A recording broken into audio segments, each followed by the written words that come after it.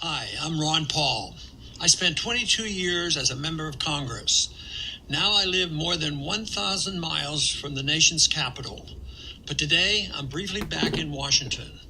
I'm not here for political reasons, however. Instead, I'm here to deliver an important message to every American citizen, no matter what your political party affiliation.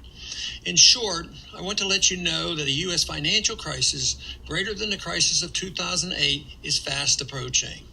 But the actions of the Fed and the last two White House administrations have gone beyond anything I could have imagined. Most Americans don't realize that in the past 6 years, we have created $4 trillion of new money literally out of thin air. At the same time, since 2006, we have literally doubled our national debt. And I've said many times over the years, prosperity cannot be created out of thin air by a central bank.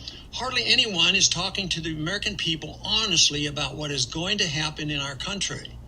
So please hear me out. The way you live, work, travel, retire, and invest in America, everything is going to change. Some of it in ways most people do not expect. Sometime in the next few years, we will experience a new type of financial crisis. And this one will be very different from the financial crisis of 2008. Because this time it won't be just a banking and mortgage problem, but a full-blown currency crisis.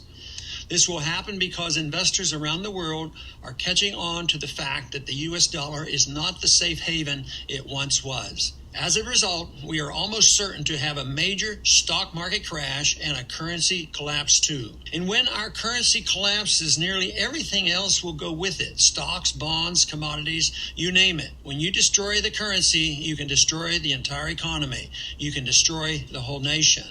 We're likely to have a massive inflation when the trillions and trillions of newly printed dollars begin making their way into the economy. This period is going to be particularly tough on seniors and anyone relying on fixed income or money from the government. We've also witnessed major changes to the very fabric of our society, as well as our personal liberties. Destroying a nation's money in this manner wrecks businesses, friendships, and families who simply don't understand and aren't prepared for what will happen. What our government is trying to do today has been tried many times before in dozens of places around the world. It almost always leads to disaster. I assure you, this gross experiment with our currency will soon lead to a real currency crisis right here in America, the likes of which we have never seen before. The question is not if, but when. For years, I've tried fighting the people behind these policies in Washington. I never voted for more debt.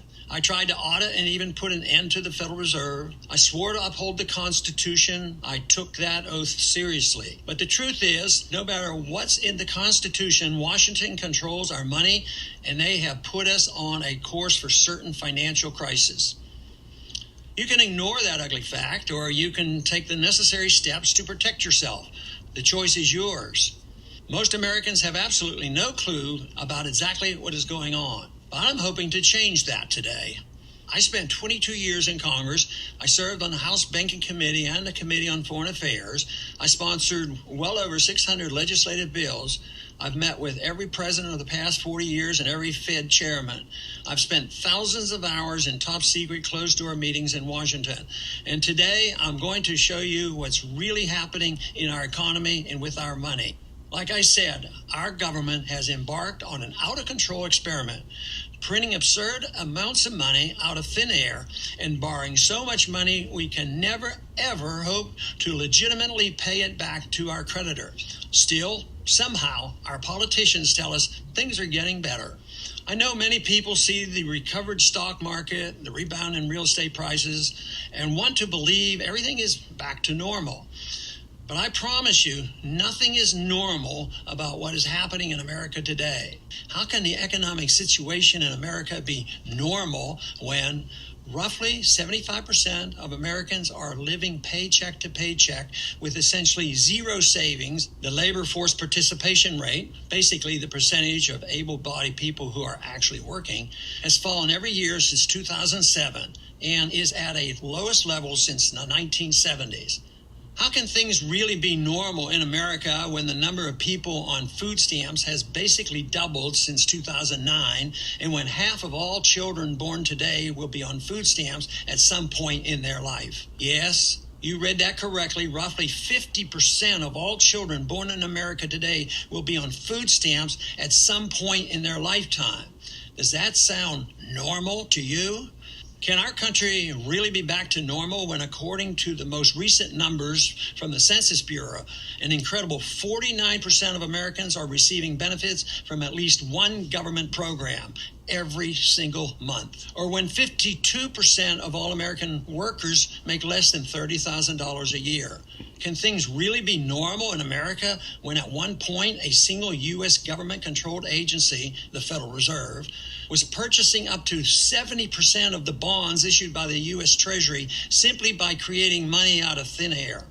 Or when the too-big-to-fail banks that got bailed out in 2007 are actually 37% larger than they were back then? The point is, no one can tell you exactly when the next crisis is coming. Not me, not anyone else, but I assure you, what's going on today certainly isn't normal, and is extremely likely going to end in a disaster. The next phase of this currency crisis will threaten our very way of life. The savings of millions could be wiped out. This disaster will change your business and your work. It will dramatically affect your savings accounts, investments, and retirement. It will change everything about your normal way of life. Where you vacation, where you send your kids or grandkids to school, how and where you shop, the way you protect your family and home. Just remember, we as Americans are not immune to the basic laws of economics and finance. Today, we as a nation owe more money to more people than any nation in history. We owe more money than all of the European Union combined. And the U.S. debt per person is more than twice as much as in the EU. The only question is, will you take the necessary steps to be ready? I sure hope so. I once rode alongside President Reagan on his helicopter, Marine One, and the subject of what's happening to our money came up. Ron, the president told me, no great nation that abandoned the gold standard has remained a great nation.